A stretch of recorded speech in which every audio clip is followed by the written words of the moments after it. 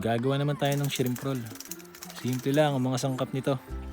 Asin, kalamansi, paminta. Yun lang, then bababad natin yan.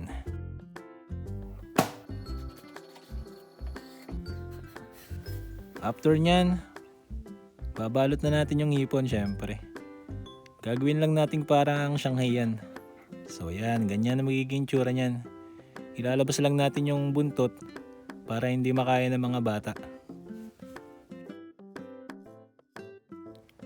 So ayan, tatabi muna natin yan sa freezer syempre.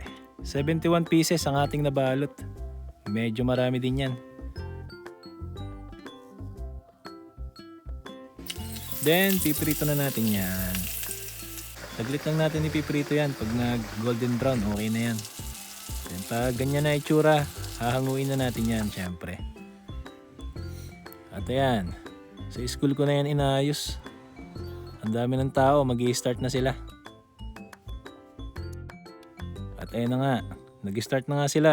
Syempre, papakita natin sa video. Pinakapogi nating kapitan, si Cap Marvin. Ayan, kita mo naman. Kitang-kita mo rin sa mga bata kung anong gusto nila. Oh. Talagang hipon talaga ang binabanatan nila.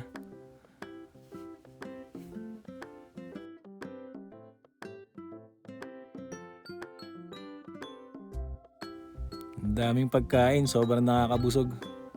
Pero yung hipon talaga ang unang naubos. Kaya sobrang tuwan-tuwa ako. At ayan na nga, tuluyan na nga naubos.